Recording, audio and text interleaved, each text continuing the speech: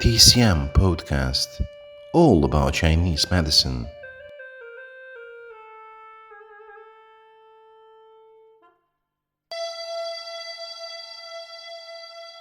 Welcome to a new episode at TCM podcast.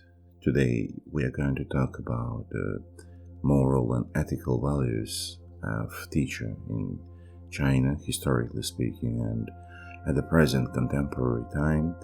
We're going to mention some about the moral quality and filial piety. It's very common to Chinese. So let's begin. In its very essence, Chinese culture is strongly connected to its root and historical events. Modern Chinese culture is strongly influenced by Confucian ideals. One of the very basic foundations of the Confucian tradition is a deep respect for teachers. China represents an ancient civilization of at least 5,000 years. In ancient China, people treated etiquette as the most important part of the culture. The concept of hierarchy, monarch-subject relationship, and father-son relationship are the core concept of the etiquette. Under the influence of the strict feudal hierarchy order and high ethical and moral standards, people pursued the ethical morality of respect for seniority. Lǎoshī is the Chinese word for teacher. It has two characters, Lao, which is a prefix which means old, and the second character, Shi, means teacher. So the literal translation of Lǎoshī is old teacher. However, Lao in this context just expressed respect and isn't related to actual age at all. Lǎoshī is considered to have knowledgeable merit and impart knowledge to commons. It stands to reason that Lǎoshī is a high-ranking role and they should be admired by others. Moreover, as the old saying goes, a teacher of one day is a father of a lifetime, so the address Lǎoshī has an unshakable position in the traditional thought. Most of the Chinese rulers were firstly educators, teachers. It is considered in all Chinese history lifespan for Confucius to be the greatest teachers of all. Besides morals, ethics, and government leading, teacher is a central role in Chinese society. Education breeds confidence. Confidence breeds hope. Hope breeds peace. This is a famous statement which is actually written by Confucius. The Republic of China, Taiwan, is truthfully traditional compared to PR China. On September 28th is celebrated Confucius' birthday, designated Teachers' Day, which is a national holiday in Taiwan. All public institutions are closed, and from the very early morning, men gather in the Confucius temple of every city dressed in the Chinese full dress of long gown and cardigan over jacket. The ceremony is usually led by the mayor or by the governor. The ceremony involves traditional musical instruments and students dance holding a pheasant's tail feather. 3 slaughtered animals, a whole ox, ram and boar, are offered as sacrifices. Bill, following details set down by Confucius himself, lasts about an hour. When it is over, the crowd that has been waiting outside swarms into the ornate palace-style building open only once a year for the occasion to look at the wooden table and tablets, sacrificial vessels, and instruments. Lǎoshī is also used as a title. We can address an actual teacher as Lǎoshī, or we can use Lǎoshī in combination with a family name when referring to a teacher. Chinese students can always call teachers Lǎoshī. Well, it also includes professors at university. Until today, Chinese term Lǎoshī has experienced a very long time development. Firstly, it is important to trace back the original meaning of the term teacher in China.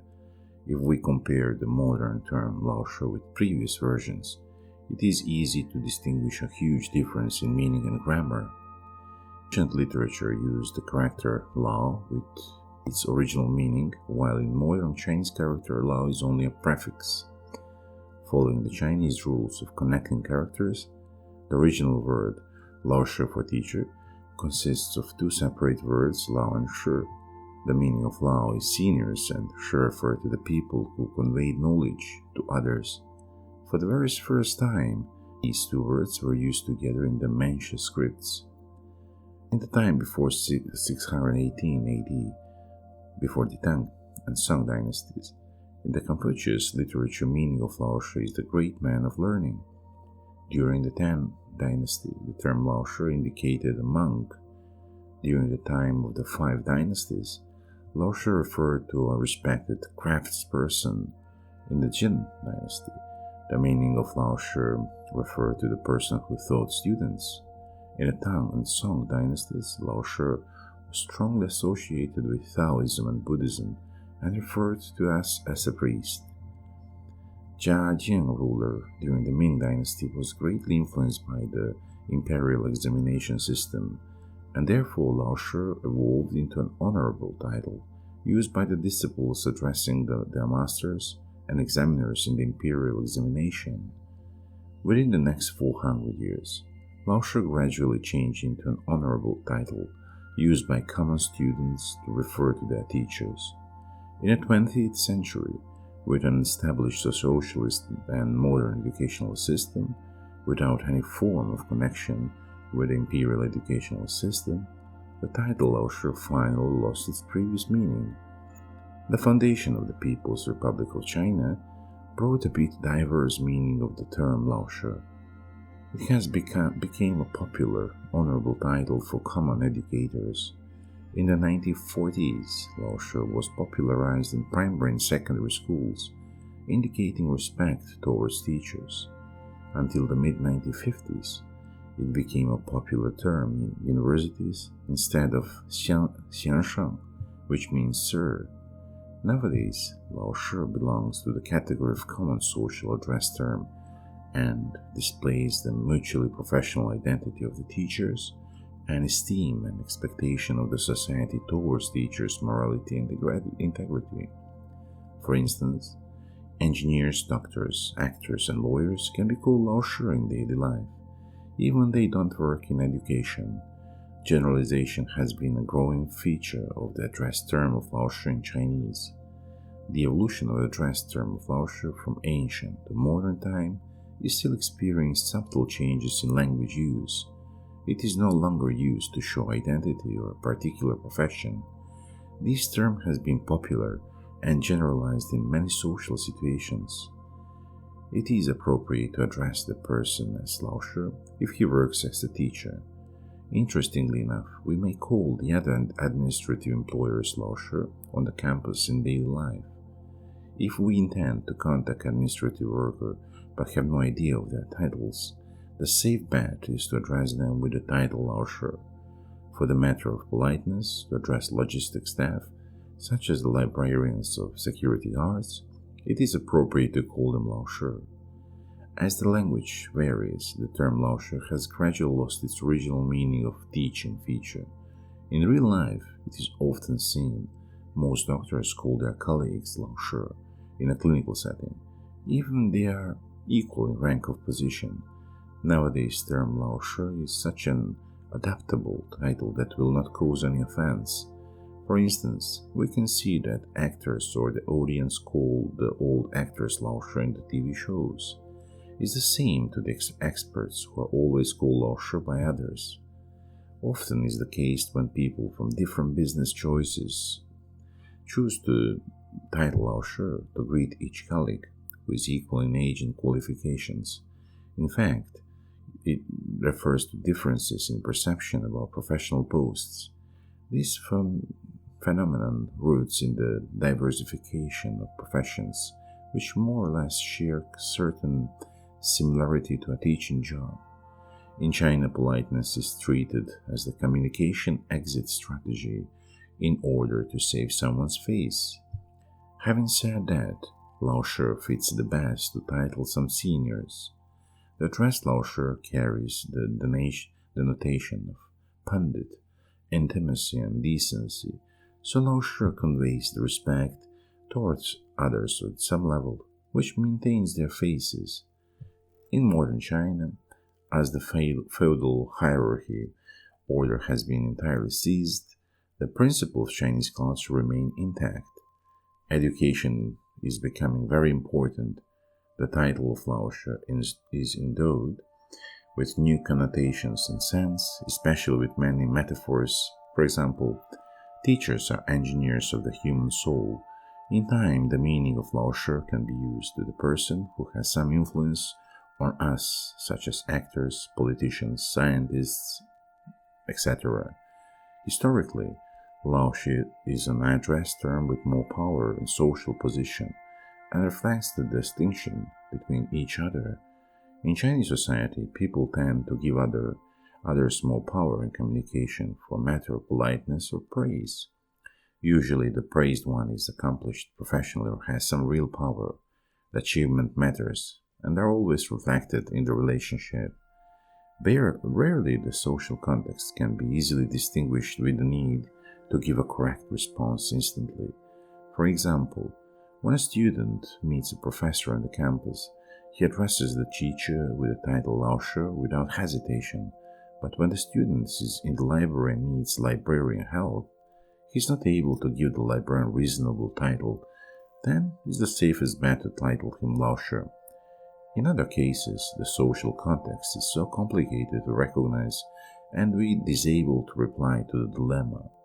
For example, when various participants with different backgrounds and social ranks are in touch, it is necessary to apply a particular set of skills in order to save faces, especially the faces of the lower ranks. Here Lǎoshī is a gentle and neutral term. It expresses respect and admiration and gives the hearers equal positions, which can make pleasant conversation. And this is a bit very structured and summarized ideas about Chinese, ideas about the teachers. The second important topic I would like to mention is about the filial piety, which actually is very important cultural segment of Chinese society. It is integrated in the Chinese psychology and social manners, which goes back over thousands of years of history, and where the Chinese created a unique culture with specific ethics and moral code. Nowadays, more than ever, Chinese traditional values play an important role in contemporary history. Respecting and taking care of the aged parents is regarded as an obligatory duty in China. Chinese people believed that only those who are concerned with and practice filial devotion to their parents would be honest, faithful, and be grateful to others, and seek ways to return their kindness. Filial piety In Chinese is called xiao, is a constant act when children offer love, respect, support, and deference to their parents and other elders in the family, due to the fact that parents give life to their children, support them, and providing all necessary. Therefore, children are forever in debt to their parents and are expected to respect and serve their parents and their lives, obeying parents' wishes, taking care of them when they're old, and working hard to provide them with material comforts such as food, money, or pampering. Filial piety Applies to anyone who is older in age and even the state. There is an old Chinese saying, of all virtues, filial piety is the first, xiao. The Chinese character filial piety is xiao. The ideogram is a combination of characters Lao, which means old, and Erzi, which means son. Lao is the top half of the character xiao, and Erzi, representing the sun, forms the bottom half of the character. The son below the father is a symbol of what filial piety means. The character xiao shows that the older person of generation is being supported or carried by the son. Thus, the relationship between the two halves is one both of burden and support. The original meaning of xiao appears to have meant providing food offerings to one's ancestors, and ancestors meant both living parents and those long dead. Xiao means that the same credo of discipline, devotion, and obedience in serving elder should be used when serving country or ancestors. The origin of this very term goes back to the Chinese philosopher Confucius, which is historically authoritative in promoting Xiao, which is a pivotal part of society. Confucius described filial piety and argued for its importance in creating a peaceful family and society. In his book, which is a classic of Xiao written in the 4th century BC, the book contains a purported dialogue between Confucius and his student Zhangzu. The book is about how to set up a good society using the principle of filial piety. The filial piety is essential to Confucian role ethics. Learning about Xiao is a classic thought of Chinese education up until the 20th century. Filial piety was thought by Confucius as part of a broad ideal of self-cultivation, which is in Chinese 君子, toward being a perfect human being. Filial piety was seen as the basis for an orderly society, together with the loyalty of the ministers towards the ruler and servitude of the wife toward the husband. There are many stories which show filial respect in ancient China.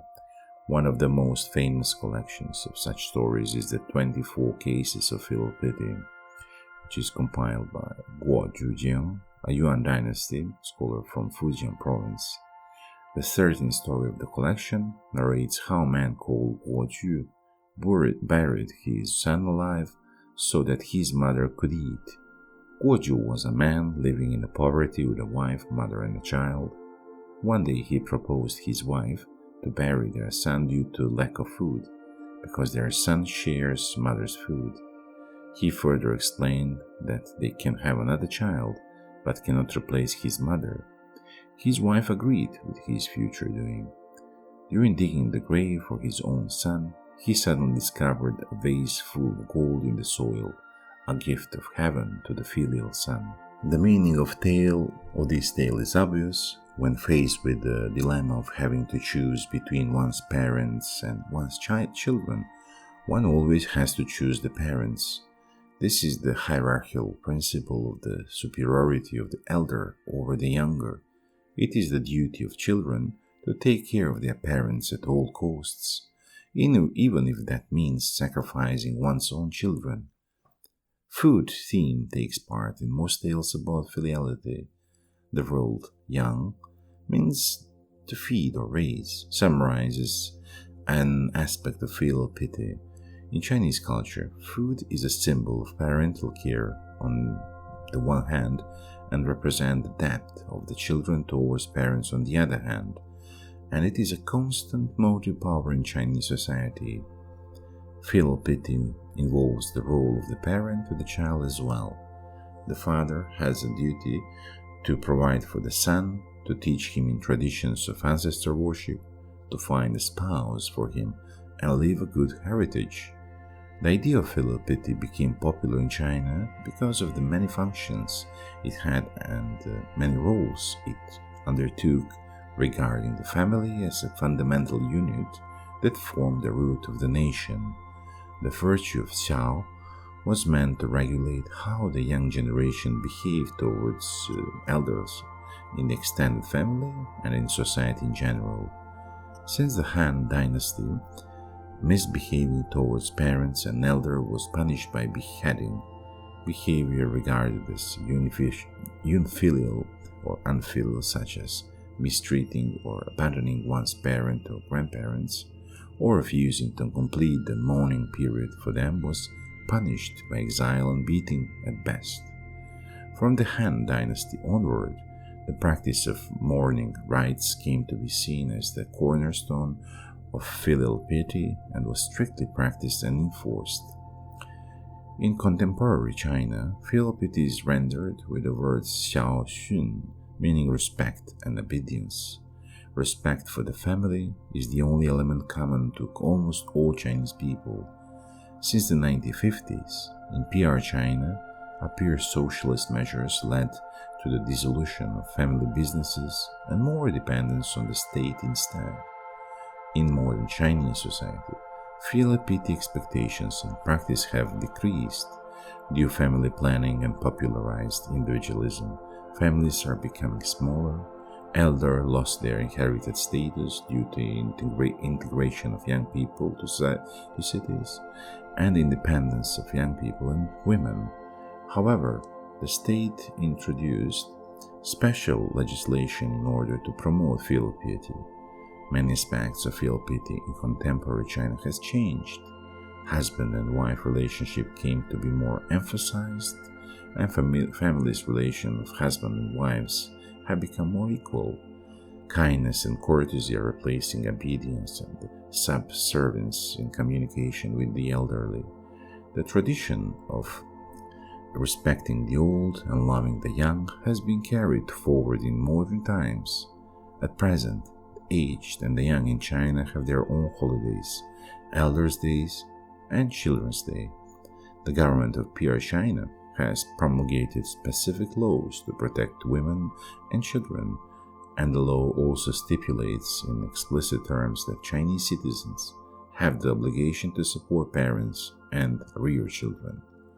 Respecting the aged and loving the young is a traditional Chinese virtue for thousands of years. People have always considered it social responsibility and behavioral norm.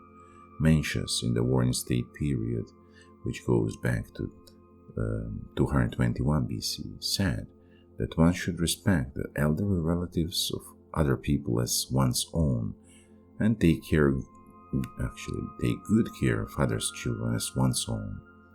In China, those who ignore these moral tenets will not only be criticized by public opinions but also be punished by law.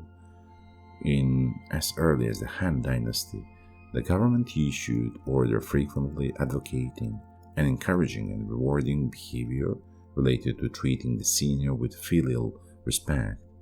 At that time, the government distributed a kind of walking stick to those over 70, and those with a stick could get special treatment and care.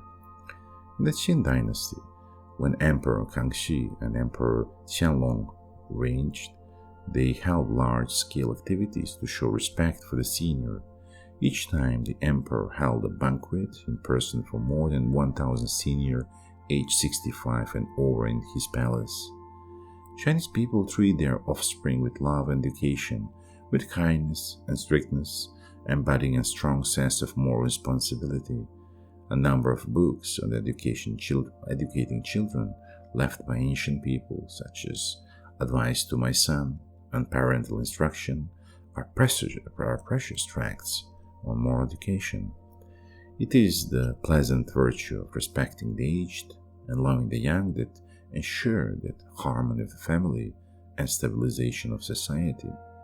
It also provided firm social base for the development of the Chinese nation. So in short, this would be the filial piety in Chinese culture through the history and the contemporary time.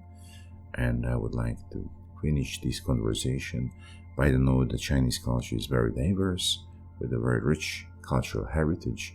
These two social norms related to the Chinese moral ethics related to the Chinese teacher and the moral virtue of Chinese people, or which is related to filial piety, is crown pieces of the Chinese etiquette and moral virtues of nowadays contemporary China as historically related to the old China.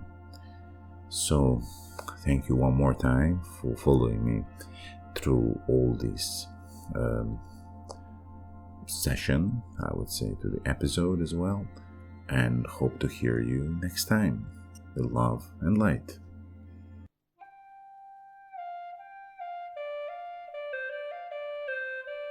TCM Podcast, all about Chinese medicine.